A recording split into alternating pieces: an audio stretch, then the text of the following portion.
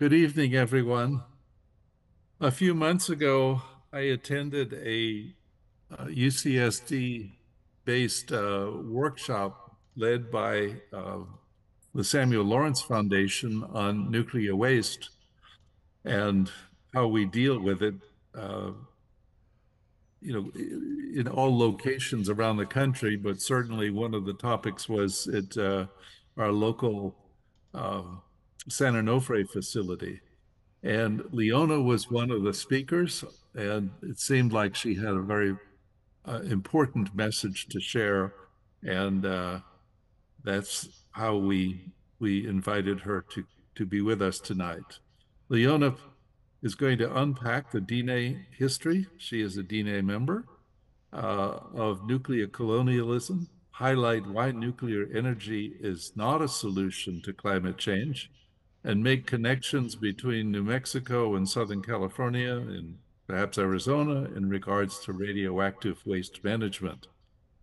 One of the most significant environmental disasters ever happened on July 16, 1979, in New Mexico, when the Churchrock uranium mill spill occurred and the United Nuclear Cooperative tailings disposal pond at its uranium mill in Churchrock breached its dam, resulting in the largest release of radioactive material in U.S. history. I'm sure we all know that story, or maybe not. It released more radioactivity than the 3 Mile Island accident did a few months before that, but did not receive the same publicity. That in itself is interesting. Now, a new uranium mine is being proposed that is located very close to the Grand Canyon and next to the sacred Red Butte, called Pinyon Plain Mine. We'll learn about the hazards that this new mine poses, including issues with transportation and adverse health risks for people living nearby. We'll also learn about the efforts to raise awareness, demand environmental justice, and most importantly, stop the project from going forward. Leona, over to you. Great. Thank you so much. I appreciate the time and the space to be here tonight. I'm going to do my best to watch the chat. Sometimes I will miss things. So if I do see questions while I'm talking, I'll try to answer them during the presentation. Otherwise, we'll have some stuff to talk about at the end. And yeah, I'm just going to introduce myself, and I'm looking forward to having a lively discussion with everyone. And thank you, everyone, for being here. Leona, you don't need to So, stress the chat. We have people monitoring the chat to ask questions after you finish. So don't stress about that. Just do your thing. okie dokie. And so here's my my title slide. Before I start, I'm just going to, I'm so sorry, I got to mute my phone.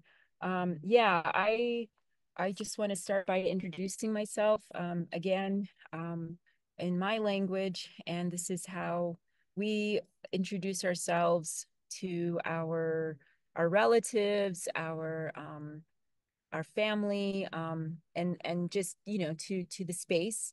So I'll do that, and then I'll get into my slides. Yat eshe twitch etni schlitzena bithni dashichi via ani dashiche toho glini dashinella. So yeah, I'm Diné. My people are from the Southwest. I think most folks have heard of the Navajo Nation or Navajo people. So we essentially are working toward, I don't even say it's decolonization. I mean, technically it is decolonization to say we are Diné, but I like what my uncle described it as. We're moving forward, trying to honor our culture and our past, and sometimes decolonization gets mixed up, especially when you're teaching it in a university setting. That's not really what it's about. And so he explained it as more of a movement toward pre-colonization. So going back towards some of the earlier teachings and things that, you know, our ancestors gave to us that have been stripped away through basically institutionalized racism. So tonight I'm going to talk a lot about oppressive systems and the impacts from that to our people. And this is what we call nuclear colonialism. I don't have my definition up that I usually share, but I think by the end of the presentation, you all will have an idea, you know, what is nuclear colonialism. I'm going to start by giving an overview of the history, mostly on Navajo Nation, and then also some of the updates with Navajo policy. So these are to preface the fight that I'm working on right now. We have a campaign called Hall No. So Hall No is a response or a campaign focused really on one uranium mine that started this year near the Grand Canyon. So I'll get to that toward the end of my presentation. I'm going to go through some history and then also explain why nuclear is not a solution to climate change. And I don't have any slides for it, but I definitely might go off on a tangent on some of the things about what Representative Levin is doing, and then also how that is impacting us in New Mexico. So there are some connections because one of the things I'll just start off by saying in New Mexico, we we defeated Holtec last year in New Mexico, and so I'm not sure how much time I will have to get to talk about Holtec. I'm really focusing on the uranium and the front end, but we do have a common. I don't know if it's an enemy or what, but Holtec International is still I would say still a threat in New Mexico, even though I like to say we defeated them. So if there are questions or things regarding consolidated interim storage, especially related to the San Onofre waste, I think that's something I would love to discuss since you all are in that area. So tonight, yeah, the topics legacy. I'll talk about abandoned uranium mines and then some of our policies, and then again, climate. So yeah, just lots of topics, and hopefully we can get to the CIS stuff. But yeah, so this slide, I like to take some time. It's a lot of numbers and bullet points, but if you really spent um what time you could going through each of these bullet points and time periods, this could be a whole class. This would be the class I would teach on nuclear colonialism, starting with the doctrine of discovery. In 1492, I think folks know what happened at that time when some Europeans got lost and bumped into Turtle Island. So over here, we're just living, doing our thing.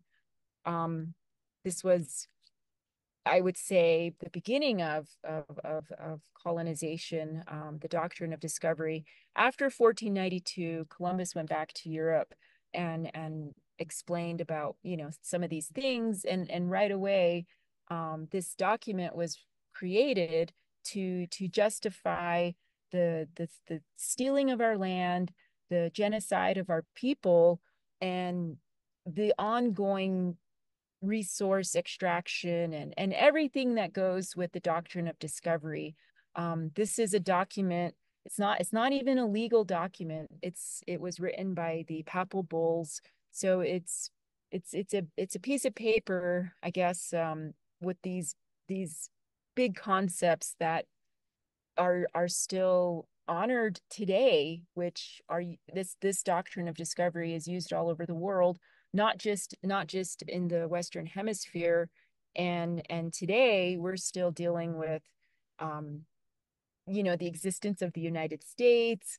We're still dealing with everything that came with it, organized religion, the impacts from all of that. Because what this document says is that because we are not um, you know seen as human the way people, I would say more in Western Europe, how they um, conceived themselves as being godly, or having some supreme rights, and um, basically that they can do whatever they want.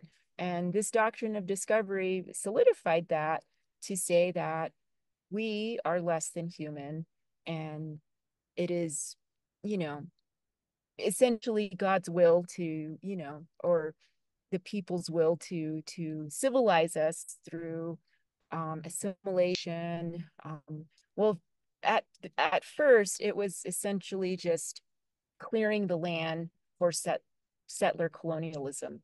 Later, after the United States was formed, there were these federal Indian periods, and one of them was specifically assimilation. So that goes into the residential schools or the boarding schools, the different processes to civilize the, kill the Indian, save the man, basically, to civilize us, because again, we were seen as less than human. Um, just last, was it in 2000?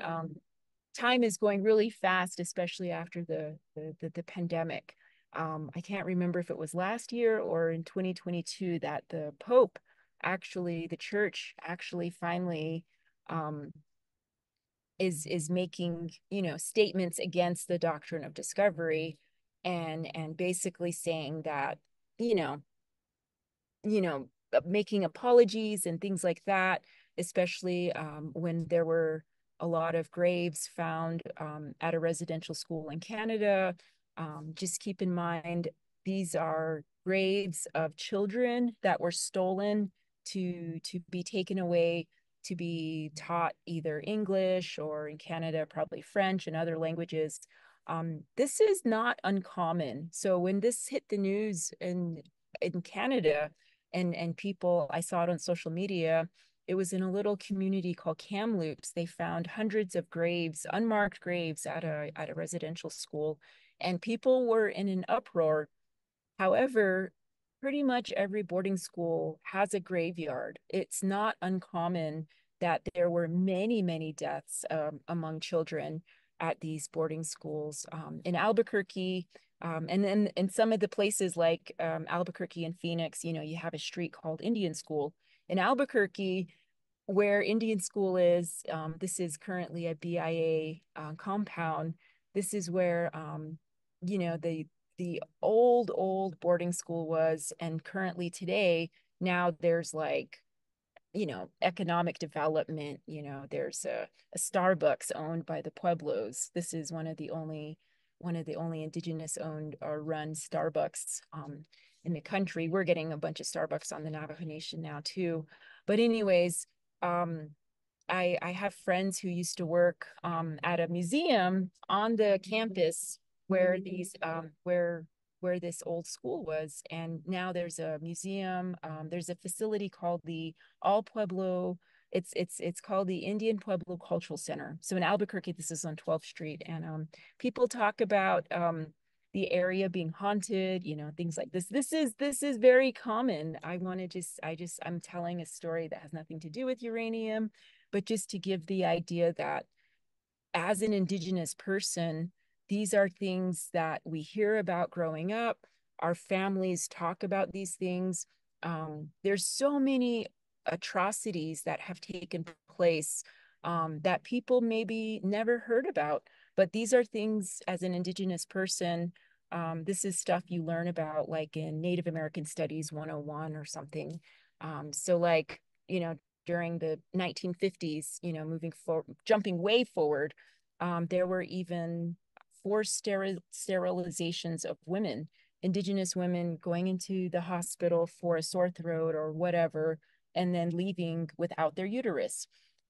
This is well documented. These types of things happened. So just, it wasn't, outright genocide, moving it forward. It changed. Things changed. And so today, when I'm talking about uranium and abandoned uranium mines, it's again a form of genocide that the United States allowed these things to happen with poor or no cleanup and no funding for healthcare. So just because it's not the Wild West and it's not, cowboys and Indians, as it were, there still is this active, ongoing colonialism and use theft of our land, use of our people's human capital, all of that. It's still happening today, and it's just taking a different form. So radioactive waste all over the Navajo Nation, all over the country. This is, creating cancers, reproductive issues, causing impacts to our cultural resources, our sources of water, our medicines, our traditional foods, how often we can eat these foods, where these foods are sourced from, all of this, just living our life. How do we operate, and where do we pray? A lot of the places that we consider sacred, our sacred mountains, those are currently U.S. public lands, and as such they're impacted by a law called the 1872 mining law. So going back to this timeline, there are a lot of things in history that happened, but today we're still dealing with, and we're still fighting, such as there's the 1872 mining law, which is, it covers many minerals, not just uranium, and it's a law that was created to legally take our land through mining. And so what this law does is it allows anyone, any entity, to mine on US public lands, and it covers certain minerals: gold, silver, copper, molybdenum, and several others, uranium. And it allows anyone to stake a claim. And this claim, it's, just a piece of land. But if you can successfully extract these valuable hard rock minerals, you can take ownership of the land if you do this process of mining and pay for this patent fee, which is back in 1872 was less than $10 a year. There's no law for any royalties. Back then, there were no environmental laws in place to have the miners clean up. And so today, this 1872 mining law is used by big multi-billion-dollar corporations from all over the world coming into the US to mine gold, copper, lead, molybdenum, lead. I said lead. Let me check on that one. But gold, silver, copper, uranium, vanadium, all of these minerals, these were, uranium wasn't used in 1872. I'm really not sure how it got covered under this law, but vanadium was being used for steel, and uranium and vanadium kind of happened together. So just like that, when things are mined, it's not just uranium that comes out. There's also a lot of contamination from other minerals that also contaminate when they're being extracted, such as with uranium, there's a lot of arsenic contamination and other things like that. So under 1872 mining law, we were left with over 600,000 abandoned mines in the country, all kinds of mines of any sort.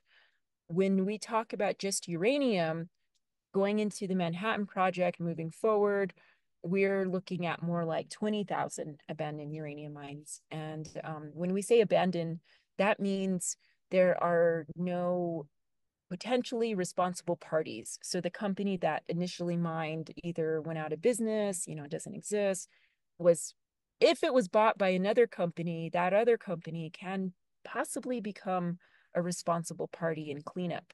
But it takes a long time and a lot of legal action by the Navajo Nation and other governments to hold these companies accountable to actually do any kind of cleanup. But under 1872, now there's some cleanup because, of course, the EPA exists and there's, all of these new environmental laws, um, even Navajo Nation laws, which I'll get to in a minute.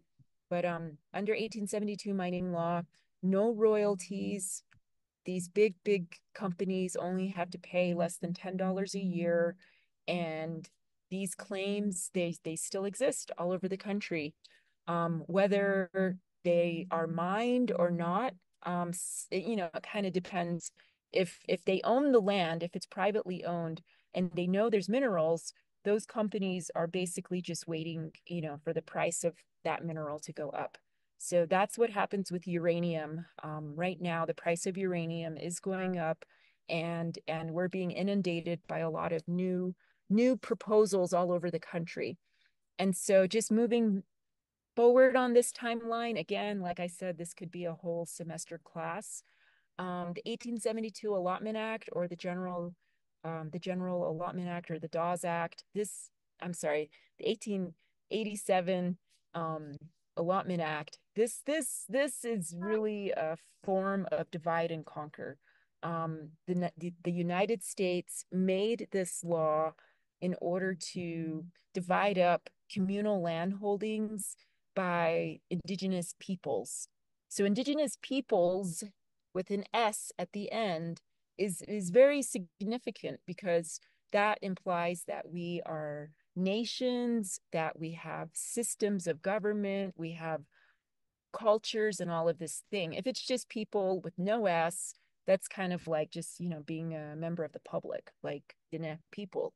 But if it's peoples, indigenous peoples, that has a lot more of an implication toward nationhood. This is all part of things that came out when the indigenous folks who were working on the Declaration on the Rights of Indigenous Peoples were working on this under the United Nations. There was a huge fight over the S. The United Nations, the colonizing countries didn't want to recognize peoples. They were okay to recognize individual rights, but when you have collective rights, they're much stronger. So the General Allotment Act, what it did was divide up parcels of land and give individual parcels to individual Indians or heads of households. And then those parcels, they were so that individual then owned the interest in what happened to that land. So they didn't necessarily own the land, but today what this amounts to is individuals having the right to say what will happen with these lands. So these parcels are now divided up amongst the heirs, which could be, very tiny pieces of land. But when you're being offered large amounts of money to do fracking or uranium mining or other types of industry, it could be quite lucrative, even if your parcel is that factionated.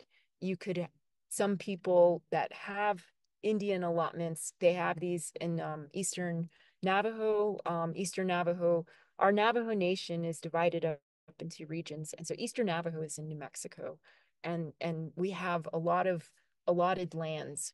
So this becomes, if you look on a map, if you go to Google and you Google like Gallup, New Mexico, and you zoom in, you will start to see a checkerboard pattern. So this is what we call the checkerboard area.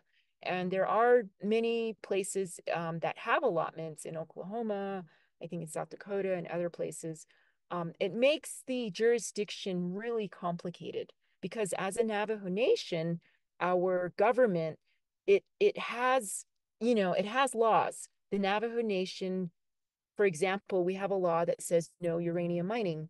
And if if there was an allottee who is Diné, and they own the interest in lands right next to the Navajo Nation, but technically aren't part of the Navajo Nation, it's very questionable if that Diné person could mine uranium and profit and then not have to give the tribe any royalties at all. They would keep all of that revenue. So this is what's happening, not with uranium mining, because we have a law against uranium mining, but with fracking and possibly, you know, other things that industry might come in and use to take advantage of our allottees. So the General Allotment Act, again, like the 1872 mining law, these are from a long time ago, but today are creating very difficult situations. And the companies, especially uranium and oil and gas, they know how to find these pieces of land, the people that want to develop, and they're very good at making promises of wealth. And of course, you know, if there's a low if there's a low employment level, if there's not that much economic development in the area, people are going to want to mine or want to do fracking because it's an easy way to make money, um, regardless of the contamination. So it's really sad because a lot of these places are, um, you know, where we didn't know, you know, back when the mining law was created and the Allotment Act was created, we had no clue how much we were all the various energy minerals we were sitting on top of. Okay, so the last bullet point, I kind of skipped through a couple of them, but I think you get the idea there, with the you know, the systematic building of the United States and the, you know, the creation of these artificial um, lines and all these systems that were put in place basically to take our resources and our land. Now it's our water. And so the last one, going into the formation of our colonial governments, I keep talking about the Navajo Nation. The Navajo Nation, I want to say, is supposed to be a good thing. You know, we have this government of our people, you know, for our people, but it's really modeled after the United States government. And it was only created to sign oil and gas leases. So we didn't create the Navajo Nation because we wanted this kind of government. We already had our system of governance. We had our clans, the thing I said at the beginning, that what I said, how I introduced myself, that is an entire worldview, it's an entire philosophy, it's a kinship system, and it even goes into societal roles and things like that. And so we already had all of these things in place. We didn't need, you know, these new systems that came in, but here they are, and we're still dealing with them, and we're kind of stuck now. We're kind of in a bad place with the economy, energy, healthcare, all of the same things most of you are probably also dealing with. So I spent a long time on that slide just to go through kind of the history. I'm going to go, if I can, a little bit quicker through the next slides. And yes, I know I'm going to leave some stuff out so I can just get through the slides, but uh, yeah, just bear with me. There's a lot of information. So this slide shows a lot of places where uranium was mined. And so I, this is an older slide. The number there says 15,000. I've been using a newer number that's 20,000, which came out of a map that Stanford released last year. So this newer map, I don't know why it's not in my slide presentation, but anyways, 20,000 is the number of abandoned uranium mines. When we say AUM, that's what we're talking about. The EPA, they identify, you know, this number 15,000, but the DOE, they only claim about 4,000. So they're saying, oh, we're only, as a federal government, we're only responsible for cleaning up 4,000 because only 4,000 were used for bombs. But essentially, all of the mining was used by the United States for nuclear weapons. And so today, that is also the case. I'm going to get to that in a minute. Um, we are looking at the Navajo Nation alone has at least 524 abandoned mines. People say it's closer to 2,000 if you count each individual site. I want to highlight the blue squares, which are the uranium mills. The uranium mills are where after the uranium came out of the ground, there's different kinds of mining. So really the two major are conventional mining and then in situ leach mining. So in situ leach mining is using water to extract uranium from the aquifer. So using a solution with chemicals and then pumping it in and then pumping it out. That is called ISL. That's a different kind of mining that happens, and it's super dangerous. It's very risky. It is necessary to contaminate the aquifer in order to do ISL. But for conventional mining is where they go underground or maybe do mountaintop removal. However, they get to the uranium, that rock, they still need to process it at a mill. And today, there's only one mill in the country. It's in Southeast Utah. So all of the blue squares, those are mills that used to operate. And many of them, even though they're all closed, many of them are places of huge contamination, especially underground water contamination, because back in the early days of mining, the regulations weren't in place. So there was a lot of things that just, they didn't have liners, they didn't do, sampling, taking levels beforehand so that they, ensure cleanup afterward. I mean, even if the companies did that, I'm sure they wouldn't share those numbers because then they would have to do a better job cleaning up because the entire nuclear industry is self-regulated, they self-report. So if there's any violations, it's up to the companies to send that in themselves. It's not like the agencies are standing outside the gates with a Geiger counter, taking readings and doing sampling. So right now, there's only one mill in the country, and that's significant in the fight that we're in at the Grand Canyon because the mine that we're fighting is owned by the same company. So Energy Fuels owns a mine at the Grand Canyon, and they own the White Mesa Mill. This Saturday, the community that lives near the mill is having a walk. So the Mountain Ute community, they're asking everyone to come out and join them. I'm sorry I didn't share the flyer sooner. I just thought of it. There's so many things going on. It's fair time out here. So there's a lot of events, and this event, the Ute Mountain, those are other events, the fair and other things. But the walk, it's an annual walk, and this is something the community does to raise awareness and basically to kind of they're recruiting, they want to bring in their own community folks, but they're also sharing their story, nationally. And I think the mill is really an Achilles heel of the uranium industry. If folks could concentrate on anything, if we could all shut down the mill, that would make a huge impact, you know probably until they license another one, unfortunately. So right now, if you look at the map in the Southwest, with climate, we're dealing with, less water. We're dealing with a lot of changes from climate.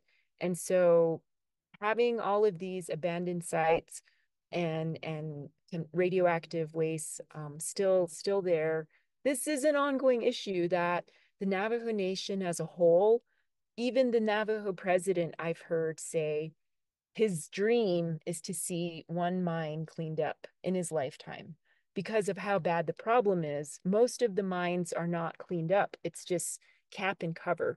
And so there's the process of cleanup. The status quo is burying the waste, kind of mitigating the dangers of any structures, but it's really not cleaning the earth or the water.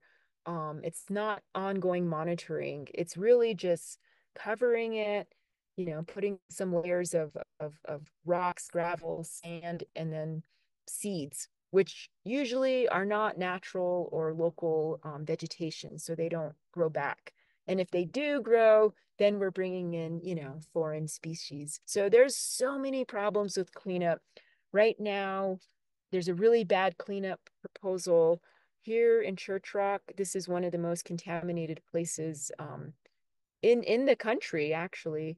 But on Navajo, there's a lot of issues right now and a lot of uranium mines in this area that there's a proposal to build a uranium waste dump here in Theroux. The name of the community is Theroux. And so the Diné people there, they don't want this new dump. So the people that are living where the cleanup would happen, there's about 9 mines that would be cleaned up. Of course, those communities want it. So now again, it's the federal government pitting communities against each other, just another form of divide and conquer, where the focus is on the drama and the societal issues rather than focusing on the federal government and forcing them to do the best cleanup they could. That is a bigger issue. I can go on and on about that, but I'm going to just keep moving. So one of the somebody mentioned the Churchrock spill. So on July 16th, this is a day of infamy in New Mexico because at 5:30 in the morning on July 16th in 1945, there was the Trinity test. And then the same time, about 5:30 in the morning, but in 1979, this Churchrock spill occurred. So both of them huge disasters that have never been addressed by the federal government. So the federal government is not has never done the people, the victims of the Trinity test. The federal government has never really, apologized, honored them, included them in RECA, and all of the things that they're asking for. And then at the same time, the Churchrock spill, that was never fully cleaned up. That was never fully investigated. And now the proposal is this was owned by United Nuclear Corporation. So I don't know if you can see here, UNC, now owned by General Electric. The Northeast Churchrock mine was taking uranium out of the ground here, and it was being milled here. The waste was being stored over here, and in the early morning, about 5:30 in the morning on July 16th, this the waste was in a earth. It was in a holding pond, and it was being kept inside of that holding pond with like a clay wall, and this wall had a crack in it, which eventually broke, and that uranium got into the ditch here, and then that connected with the Puerco River, which was dry but carried all of that radioactive liquid over 100 miles into Arizona. And so now the proposal for cleanup is to move 1 million cubic yards of waste from the mine and pile it on top of the waste, the mill waste, which is not lined. And so this is basically setting the stage for a second Churchrock spill. And so this is what they're proposing for cleanup. This has been a proposal that they've had for a long time. They haven't started. And I mentioned the other dump that's in another Diné community. Here in the same area, there's two Kerr-McGee uranium mines. So those two Kerr-McGee mines would be the ones that would get cleanup, moving the waste to another, to Theroux, to another Diné community. So there's a lot of controversies. There's a lot of really poorly thought out cleanup plans. And again, it has to do with jurisdictional issues. It has to deal with funding. It has to do with the time of the mining, the regulations, which companies are still around, all of that. And so this is just part of the legacy. So all of the stuff I talked about is just some of the legacy. I didn't really get into the Navajo Nation policies, but we have two laws, a Navajo Nation law saying no uranium mining since 2005, and then another law in 2012 to say no transport. But I'll talk about that in a minute when I talk about the Grand Canyon uranium mine. But I'm kind of trying to wrap up now. This is one of my last slides, and then I'm going to finish with a bunch of pictures and talk more about the Grand Canyon fight. So this slide here, infographic is only focusing on nuclear energy development. I know it's kind of small, but this is showing at the top the the front end of nuclear energy development, which is uranium mining, uranium milling and processing, and then going through all the different steps of conversion, deconversion, enrichment, fuel fabrication, all the way to the power plant. So the power plant, this is what people are pushing as the solution to climate. That nuclear is carbon free, carbon neutral, all of these. I like to call them nuclear lies because the reason they say that is they only count the carbon footprint at the nuclear power plant. They do not count any of the waste. Well, they don't count any of the processes before or the transport, but the waste is what is significant because it's going to be radioactive for hundreds, thousands of years, and we need to manage it. How do we do that? And how do we do that? How do we do that in a way that's carbon neutral? We can't. We need fossil fuels. We need to figure out how to take care of this stuff because it's dangerous, and we need to, you know, have a budget. We need to have a plan. And right now, we really don't have any plans for, in the whole world, we're lacking radioactive waste facilities and proper management.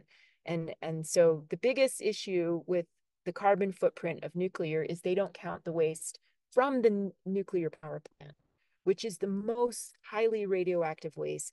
And those containers, as you all know, living near San Onofre, those containers, they get old, they crack, they need to be the waste needs to be recontained. That's concrete, metal, all of that. What's the carbon footprint of, you know, recontainering that waste forever? Some of these containers, they say they should last about 20 years. I know at San Onofre, I think they are saying 17 years. I think there was already an accident and cracks. There's a website, sanonofresafety.org. Lots of information there. I know San Onofre was shut down in 2013, but the waste is only 100 feet from the ocean. It needs to be moved. So this is one of the biggest issues because there's people in California that are saying, get the waste out of there, move it, move it to New Mexico. Holtec had a facility. Right now, we fought Holtec. We stopped that facility. And right now that's going to the Supreme Court. We're saying, well, part of our lawsuit is that according to the Nuclear Waste Policy Act, the type of waste dump that Holtec built is not built. It's not constructed at all, but they did get a license in New Mexico. The type of waste facility they're proposing in New Mexico is called a Consolidated Interim Storage, CIS for short. So CIS right now is illegal under the Nuclear Waste Policy Act. However, Levin and others in California are trying to change that law to make CIS legal. And this is what I wanted to share with you all.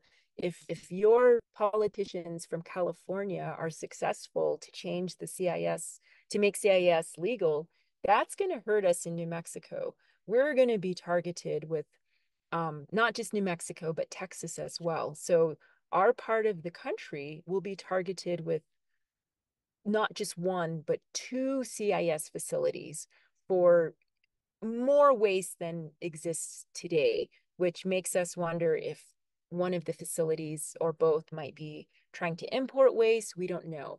But this was a fight I was involved in for a long time. And I actually see some of my colleagues here from New Mexico. I'm really happy that others have joined because, yeah, the Holtec fight is not over. We say we won, but they're buying nuclear power plants, in New York and Massachusetts and other places, and telling those communities that they can decommission their power plants quickly and they have a place to take the waste. Well, I'm telling you all, they don't, because we will keep fighting Holtec. We will not allow them to bring any waste to New Mexico. But yeah, this is why nuclear is not a solution to climate change. There's no place to put the waste.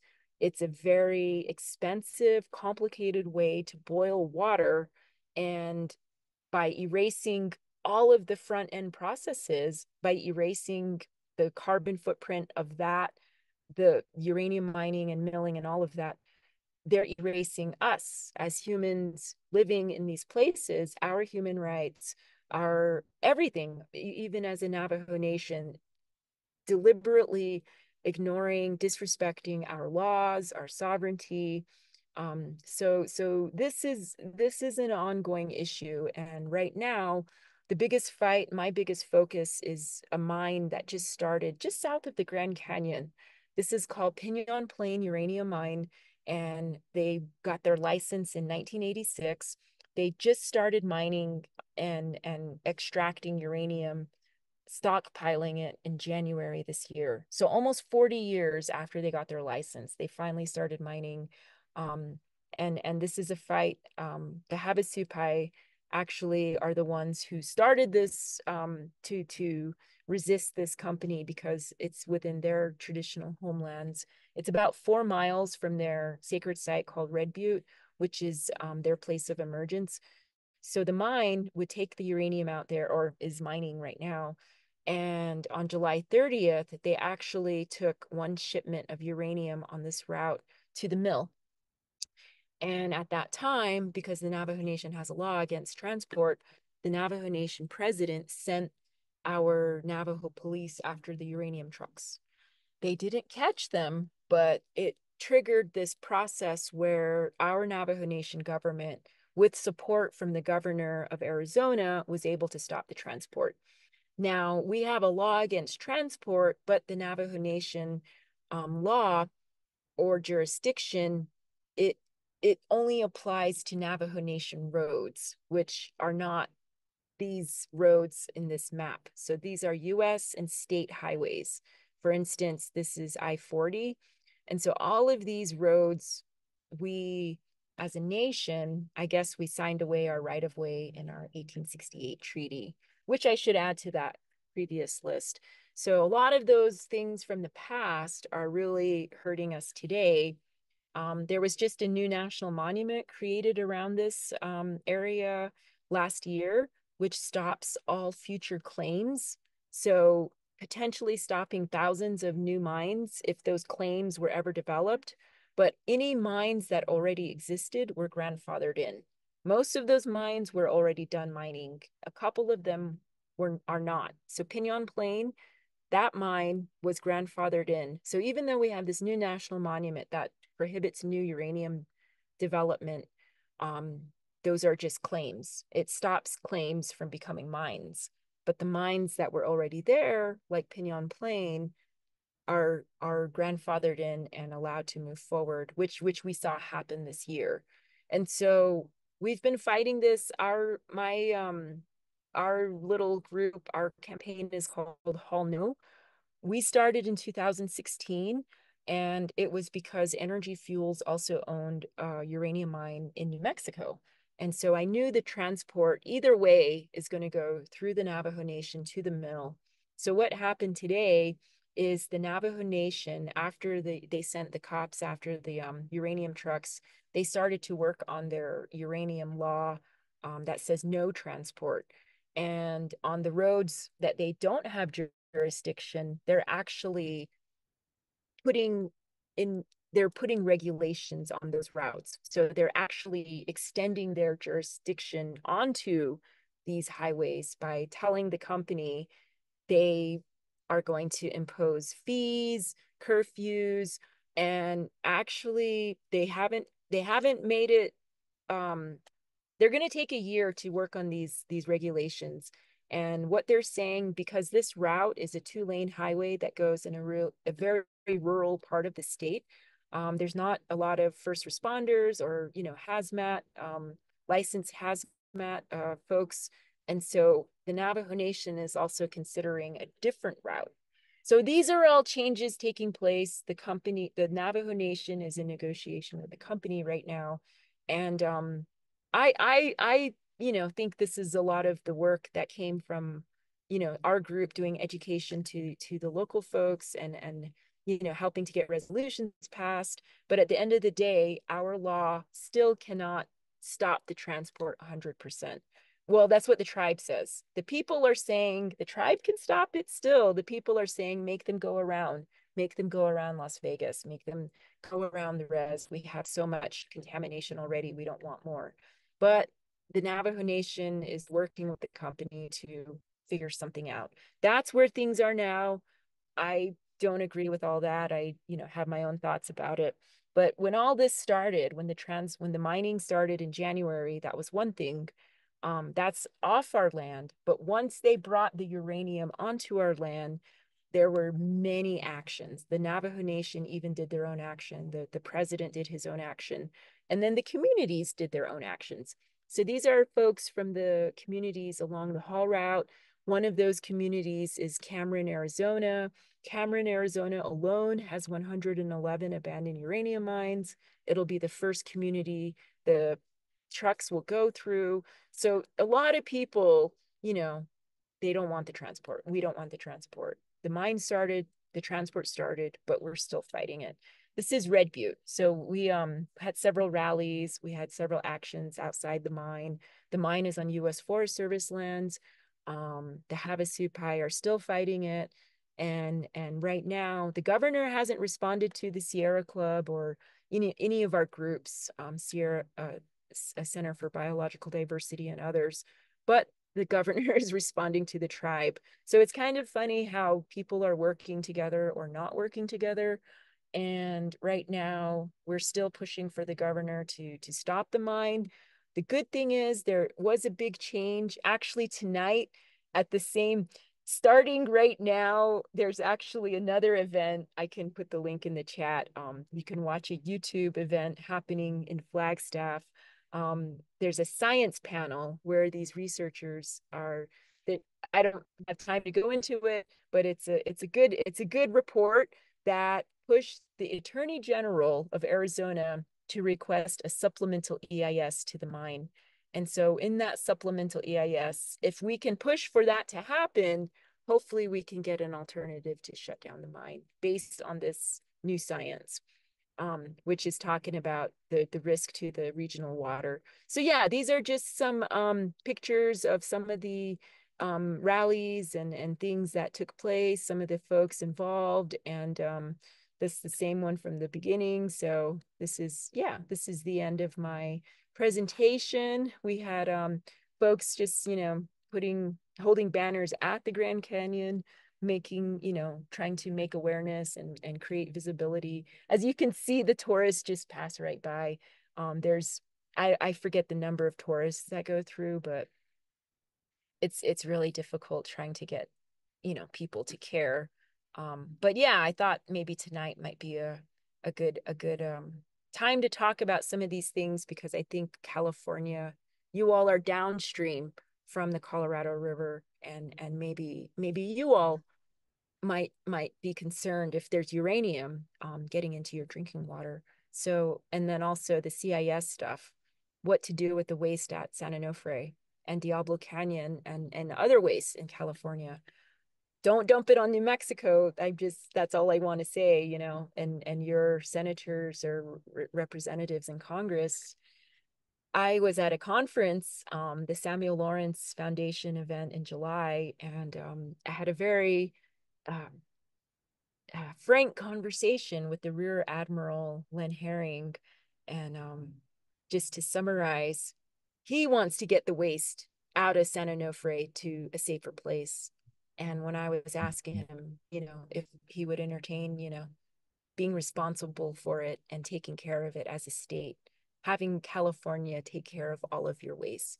He basically, I don't remember his words. I can't quote him, but just to summarize, he basically said, he wants to get it the H out of California. So that tells me, we are looking at a fight possibly if people in California are trying to move their waste, and New Mexico and Texas are the only places with licensed facilities.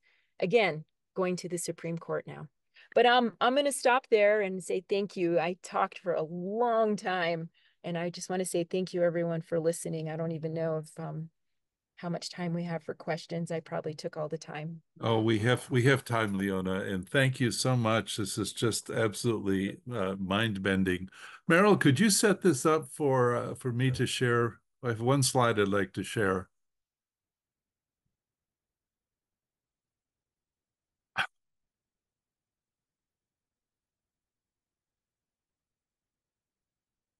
Yesterday, um, this is the slide. Yesterday, the Department of Energy released a supplemental or final, sorry, a final environmental impact statement in which they said, let's start mining for what they call high SA, low enriched uranium.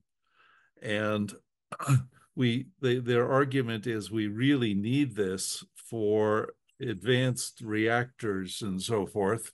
And I thought it's like hundreds of pages of documentation, but I saw this map and I thought it was pretty interesting in the context of this discussion. These are the mine locations that they're proposing for this to retrieve this uh, ore. And these are the places for processing, and they plan for more up here, even into Wyoming and the like. And I don't know if you're aware of this. It was just amazing to me that, this was just announced yesterday in light of our conversation today. Uh, I thought it was kind of a stunning, further tragic step that now DOE wants to take or does, wants to take to expand mining. And sounds to me like it might be more programs and the like. Are you aware of this particular one, or is this another one we have to take on? So this HALU stuff, I'm not sure how many of you out there are aware of what is this? They call it HALU. So I can explain it. I don't know if somebody, maybe someone, if there's somebody that might have a science background, if you want to chime in, that's fine too.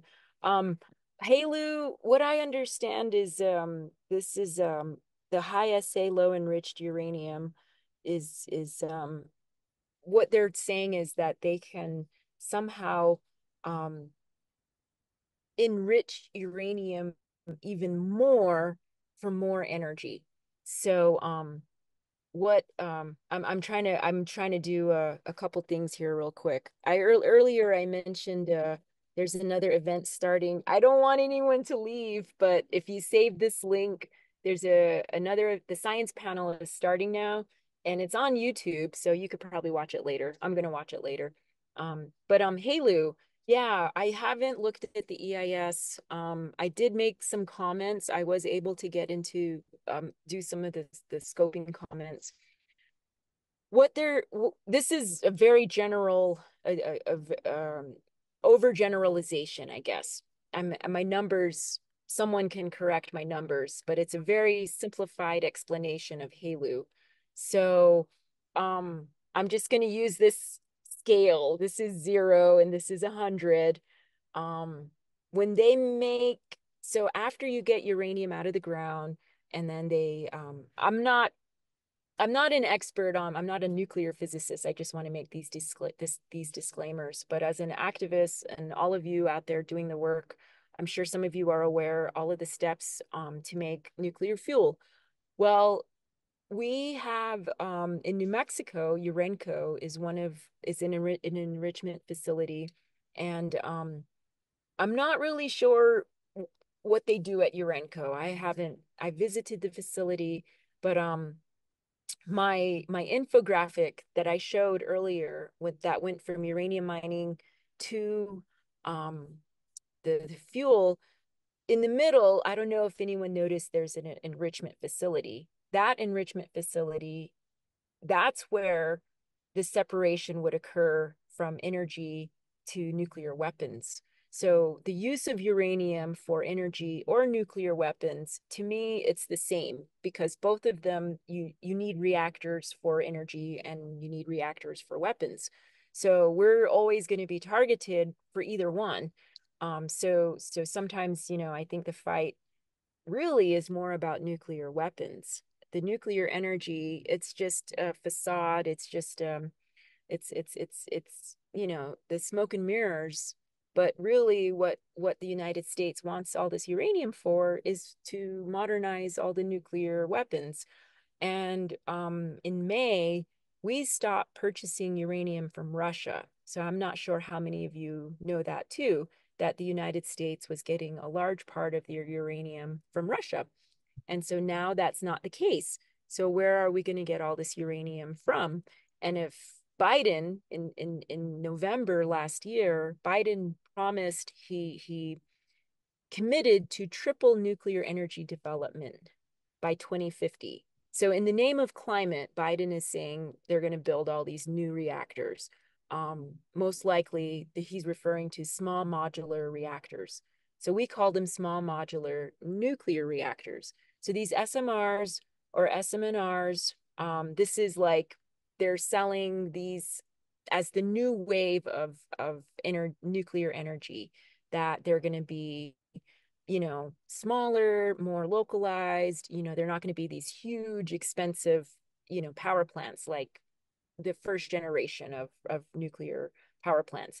Anyways, what what I'm learning is that the SMRs are more for weapons.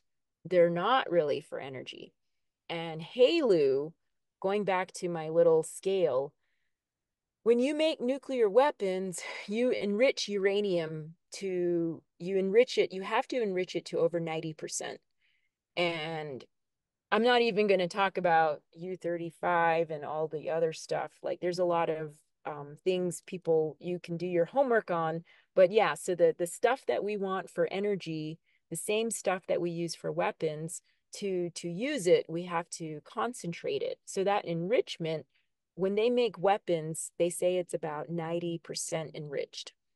For energy, I think it's like this is where my numbers, I need to get more information. Maybe some of you have the numbers. Energy is more like um less than 10%, but like 9% enrichment, maybe 9 to 12. And then HALEU, I think for some weapons, you can even, some people, I know it has to be over 20% enrichment. So HALEU is like 20, it's like 19.9% enrichment, just below the threshold for weapons.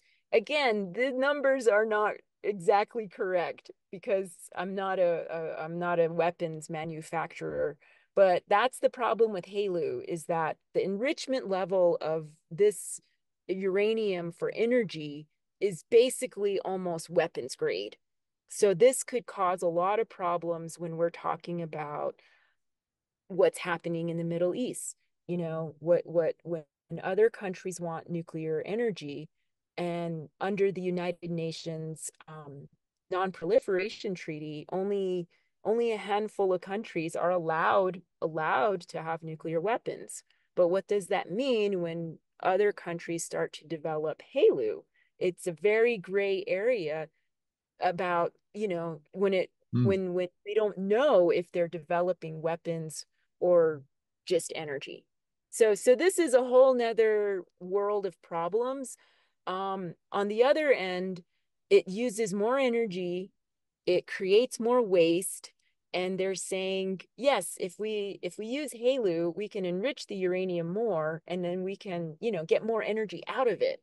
Well, what does that mean for the waste? Do we know what that means? Is the waste more radioactive? How do we deal with that waste when we still haven't dealt with the, I don't know, 80,000 metric tons of waste? I don't know how much when I was fighting Holtec, I always knew the number of the waste. And back then we had 85,000 metric tons of high level radioactive waste with nowhere to go. So we need to deal with that first before we start making all these new types of waste. that can. There's also an amazing chart in this EIS that describes the transportation between facilities, and each processing round of the HALEU takes about 10 transportation paths from here to there and back and forth. And the chart itself, just is extraordinary, and builds on the transportation worries that you were talking about earlier. Well worth looking at. Well, thank you so much. Janice, do you have some questions? The first question in the chat, Rocio asks, how many nuclear plants are currently in operation in the US? And the first part of her question is, where is all that uranium going?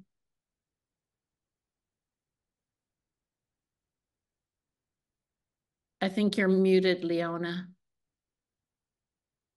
Can you repeat the question? Oh, sorry. Yeah, Rocio asks, how many nuclear plants are currently in operation in the US? And the first part of her question was, do you know where all that uranium is going? So the uranium that is being mined, we never know where it's going. We don't know if it's being exported. I mean, we know that it's going from the mine to the mill. After the mill, we don't know where it goes. We have no clue. Um, the this is, I feel like I got caught with not prepared to answer the questions. When we were fighting Holtec, I could rattle off, 100 and so many reactors at 60, 70 power plant, nuclear power plants, and this many are shut down. I have no idea right now. We had just over 100, and then Georgia, Plant Vogel added a couple more that just came online. So those are the newest nuclear power plants. So just over 100. And then I think there's like roughly about 400 in the world. So we have a big handful of them, as well as France and Japan. How many are in operation? That's a really good question. I want to, I don't know. I would just say you can just Google. NRC always has a map. And then I was part of a national coalition. We also were following this. I'm no longer in this coalition, but it's called the Radioactive Waste Coalition. And I helped to create the website. So I know the website's really good. There's a lot of good information on that. Not just because I helped to make it, but there's lots of organizations, lots of people who have been doing this work for longer than I've been alive. And so that's who I learned all of my stuff from. So I just want to put a shout out to all the other anti-nuke folks I learned from. But yeah, so I'm sorry I can't answer the question, but NRC, they have a map with a color coded map that usually is easy to read how many are operating, and how many are on standby. I think in California, you guys just have Diablo Canyon right now. So that's what I would focus on, is what you have in your state and how much waste you have to deal with. There was So Related to that question, Michelle asked about the waste. I'm assuming she's talking about from San Onofre. Why can't that waste go to the Nevada test site, which is already contaminated and not populated? well, those are different kinds of waste. And so that's what I'm saying. The high level radioactive waste from power plants, if you are within a meter of it unshielded, within an hour, you will be dead. This stuff is so highly radioactive that it must be isolated from the environment and from humanity forever. And so that waste at San Onofre, that's only 100 feet from the ocean, it must be moved. It needs to be moved as soon as possible. And so the arguments there, I don't know, you all maybe know more than I do. I hope you all know more than I do, but what I know is that there is the military base, which has some land further in, maybe 10 miles inland. They call it the Mesa.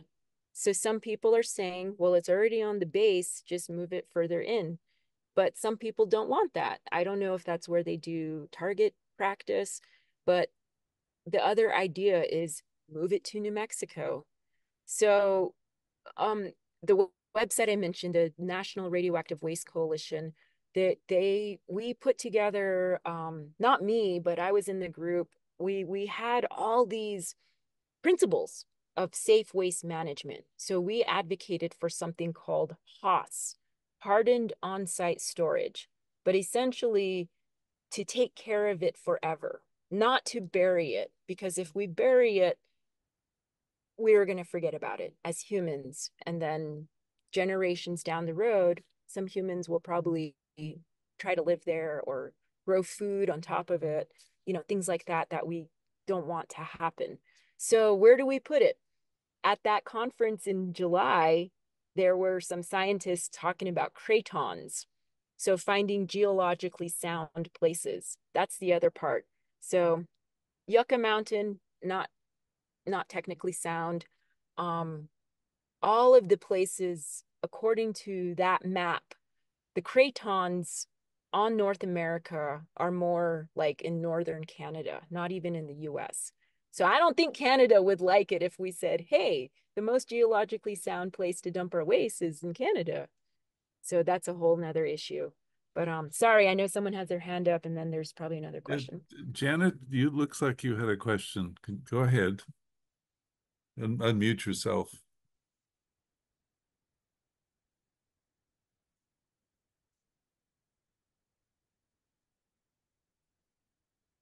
Hi, Janet. I'm trying to unmute myself. Oh, there we go.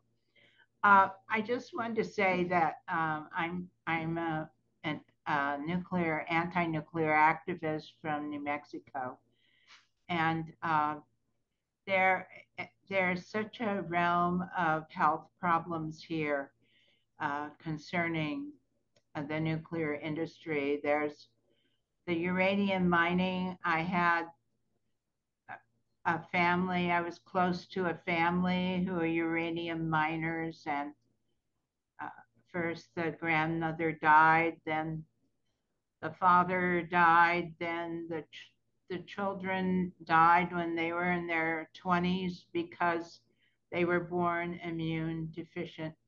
And then a couple of years ago, my good friend, the Carletta, the mother, died. So that was the uranium mining family I was closest to. And then my family lives downwind from Los Alamos. And we're in a bedroom community.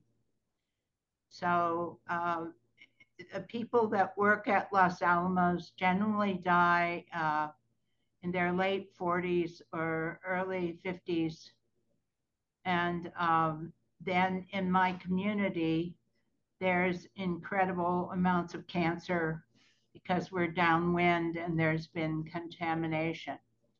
And now with increased nuclear production at Los Alamos, the Department of Energy doesn't have enough workers. So they're recruiting young people of color. They have billboards at the pueblos showing young people making a lot of money, good jobs at Los Alamos. And of course, it means early death for them. And it also means that their DNA is compromised. And those are the problems that I'm closest to as far as the nuclear industry is concerned. But I just want to just say that New Mexico is suffering so much. Please, if you can, stop more contamination coming our way. Thank you for those comments. Wow. There was an article I didn't read, but was in the byline in Fortune magazine this morning that said that this hurricane that just passed through Florida passed over 100 million tons of nuclear waste. So Florida has a substantial storage problem also. And frankly, I don't think anybody knows where to put it. It doesn't look like it. Cratons may be the best. By the way, craton, if that's not clear, is a piece of a chunk of land that does not subduct as continents break apart and reform and the like. And there's one area that includes Canada, part of Canada, as Leona was saying, but also is a section of Montana that is a craton that had not subducted in the last 2 billion years. And so the geologist at the conference was suggesting maybe picking a place like that, something that is geologically stable as a place to dig a hole and bury this stuff might make sense. But it looks like we're still doing the mining and processing and wanting to expand that, which just seems to me absolutely tragic and nuts. Janice, do you have more? A question regarding the Indigenous Environmental Network and whether or not you're involved or working with them. I don't work with them directly, but they do support some of the work I do, when especially some of the travel, the international travel and work, going to the United Nations COP. IEN IEN plays a big role more internationally. They do have somebody who is a staffer on mining, and so I'm in touch with them. We also have there's also another network called Western Mining Action Network, which is a coalition of all the groups fighting mining. So yeah, we have different groups. Most of us fighting mining, indigenous folks who have been fighting mining, a lot of us have known each other for a long time. And so like right now, we're having multiple impacts from not just the uranium mine, but in Arizona, there's also a proposal for a hydrogen line. And then one of our relatives, a neighboring tribe named called the Wallapai, they're fighting lithium mining. The lithium mining is being done by our tribe, by Navajo Nation. So they're asking for our assistance in this resource fight. So we're dealing with a lot of energy fights. And then I want to just highlight what Janet said. In New Mexico, we have 2 nuclear labs, the enrichment facility. We have all these abandoned uranium mines.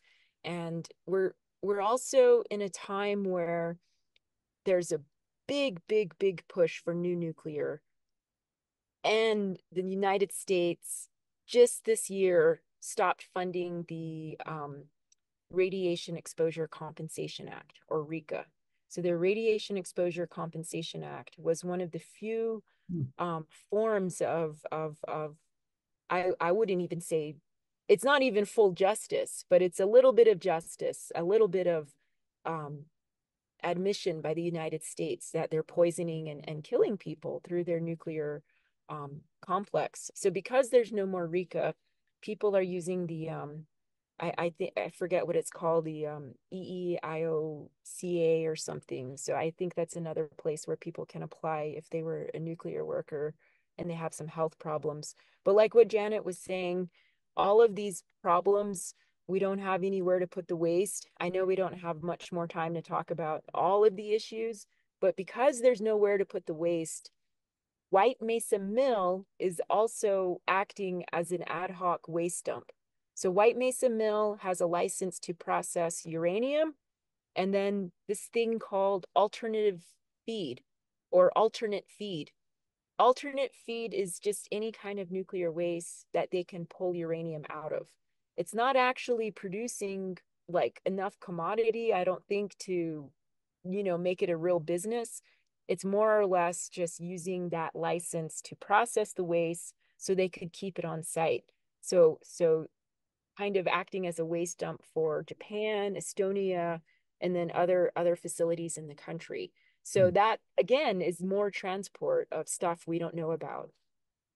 One of the amazing, maybe one of the most depressing parts of this story, in a sense, to me, is Mark Jacobson in his book, No Miracles Needed, has a 10, 12-page chapter or portion of a chapter in which he clearly describes we don't need this nuclear energy at all anyway, and it's over expensive and we don't have enough of it and we don't know how to deal with the waste and on and on. And anybody wants to find the contrary and the critique of even the need for this from the climate point of view, Mark's book has clear information, and we shouldn't be doing any of this, period, it seems to me. At least that's my bias, for what it's worth. I have a question. Has Bobby Wallace arrived? Bobby, are you with us? I didn't see him log in, Joe. Oh, thank you. Well, maybe he hasn't been able to come. So anyway, sorry. You carry on, Janice, please. I think I've caught all the questions, at least the ones with capital Question. Make sure you include that in your comment if you have a question. A couple people did point out documentaries, one being the San Onofre syndrome, and then someone mentioned the documentary Eternity and wanted to know if you had seen it.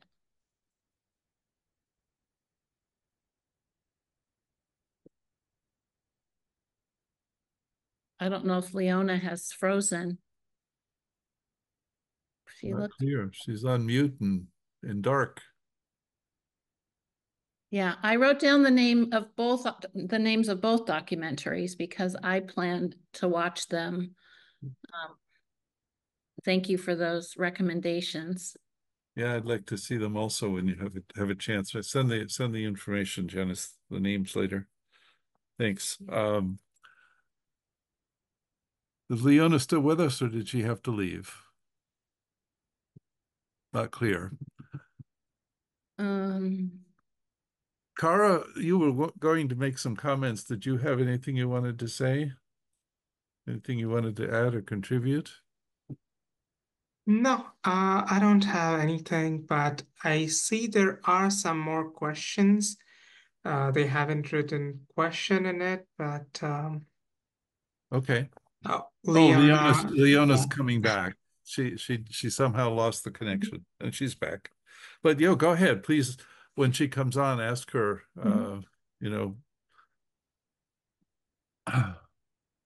Leona, are you back with us?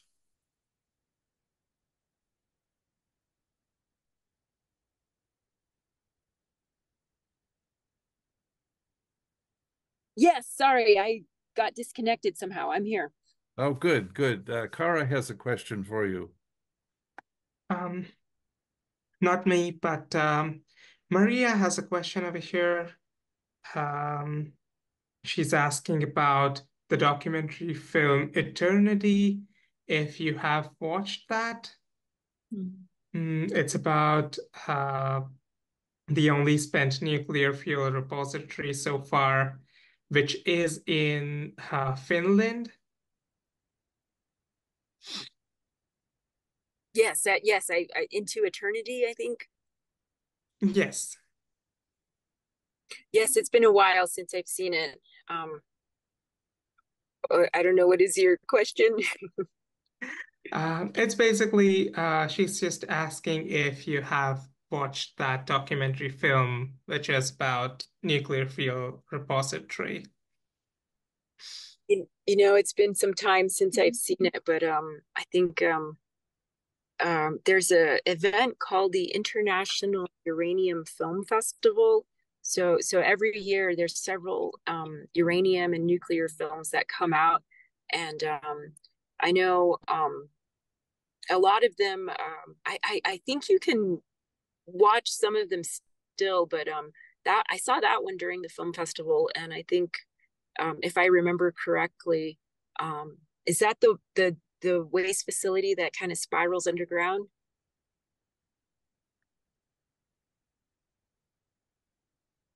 Not sure. Maria, one of the participants, asked that question in the chat, so I don't know that any others of us have seen it. The other film that was mentioned in the chat that you may or may not have heard me mention was the San Onofre syndrome. Yes, Well, I think the main thing with the movies, I think the thing to consider is um we need to stop making the waste. No matter what people come up with, these different solutions, they're all bad solutions. And that's one of the things when we talk about nuclear waste storage, radioactive waste storage, there are no good solutions. Nobody wants this stuff. Nobody's going to welcome it, unless, like the United States, they're continuously trying to bribe communities to study, holding the waste. But essentially, regardless of how, the best facilities that we can build, we we can't be making more and more of this stuff anymore. I visited some facilities. There's a one in France. They want to bury the waste under a forest. So right now, the forest is, over here, the facility is way over here, and they're working on a way to, make this ramp or whatever that's gonna basically take all the waste underground. And then in Germany, they're doing the consolidated waste thing right now, the CIS kind of thing, where all of the waste, it's in a big building, it's in a big warehouse that a local person calls a potato barn. And so it's not, guarded, it's not how do you say, like, this stuff could be made, could be used to make dirty bombs. If it got into the wrong hands, this radioactive waste could be used for really bad stuff. And so it should be guarded, it should be kept safe, not just because it's dangerous to the environment and it, can kill us, like I said, if we're unshielded one meter away. But yeah, all of the things with the waste, no matter where we put it, we can't just like leave it somewhere or bury it. There has to be constant guard, like watching it and making sure it's safe and monitoring and all of that. So that's one of the things when we build facilities, we can't just think, oh, we're going to dump it somewhere and we're going to leave it there. We definitely can't do that. We're going to have to, in my sense of, how I think about, what do we do with this stuff? How do we deal with it? The only thing I can think of for a long-term solution is to use some kind of cultural aspect. Like, as Indigenous people, we have oral histories, we have songs, we have prayers. These survived millennia. We know our creation stories. We know all of these things. We have, sacred places. We know this mountain is where this happened, So that's how I think we're going to manage the radioactive waste, is to build a culture around it and to remember these things, because we can't, just put it on paper thinking the future is going to understand our language. And so it's going to have to be kept with us and carried and always cared for, which is, I'm not, to me, one of the other things I was talking to Levin about was, this could be job creation. Of course, I don't want to be the person guarding the waste. And I know in other places they have created principles around this as well, that people dealing with this stuff should be, older men, essentially, not young women of childbearing age, definitely no young people. So in other countries, I've been to other places where I've heard different talks about, brainstorming, what do we do with this, as humans, how do we deal with this? I'm sure some of you have been in these conversations, but just building a facility is part of, that's part of the process, but it's going to take a lot more than that. Mm. Bill just posted nuclear priesthood. Maybe that's right. I think the Finnish, we saw some photos of, I think, the Finnish cylinders that the nuclear waste is stored in. And I think they were like 6 inches thick. I might be wrong on the number, but it was substantial. 6 inches around, and then in the center is the waste rods that will be stored. And San Onofre, I think they're like a half-inch thick or something like that. And, you know, in addition to being 100 feet from the ocean, the containers are really not secure, it would seem, for any substantial period of time. Just adds to the challenge. Well, Yeah, can I do that real quickly? there, please. I know we're trying to wrap up. Again, these are different arguments I've heard about the waste over there in San Onofre. And I understand there's kind of two different arguments. One is recontainer it before moving it. And then the other is move it now, recontainer it later. So either way, it needs to be recontained. And I think the argument is which one to do first. And of course, that's going to cost a lot of money. In Europe, their containers, I think the thickest ones are like 19 inches. 19, and then the wow. I believe they're 5/8 of an inch. And then the difference is in Europe, I guess they bolt their containers so they can actually, you know, inspect them. Holtec, I believe, they weld them shut. So if there's a crack, if there's something you wouldn't know, you would basically just have to put another container around it. So there's a lot of differences in the way the thickness and the design of the different containers. So that's something also to consider. Right now, one of the arguments for the San Onofre waste is if it's going to move, there needs to be a hot cell. There needs to be a facility where they can recontainer it. And how much is that going to cost? So all of these things, these are conversations I've heard about the waste in California that I know, I guess, like Mary Beth said in the chat, the San Onofre syndrome, this is one of the worst case scenarios, but it's going to be the same situation for all of the other 100 plus reactors. So all of the reactors in the country, what do we do with all the waste? San Onofre, I think, is the worst case scenario. So that's really unfortunate. But I think when we have the worst case scenario, that pushes us to come up with some kind of, you know, better, again, not the best solution, but less bad solutions. Wow.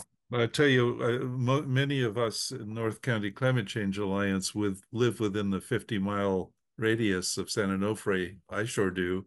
And you know, it's like, golly, this is really, really disturbing. Thank you so much for this fantastic presentation. Meryl, could you help me out here?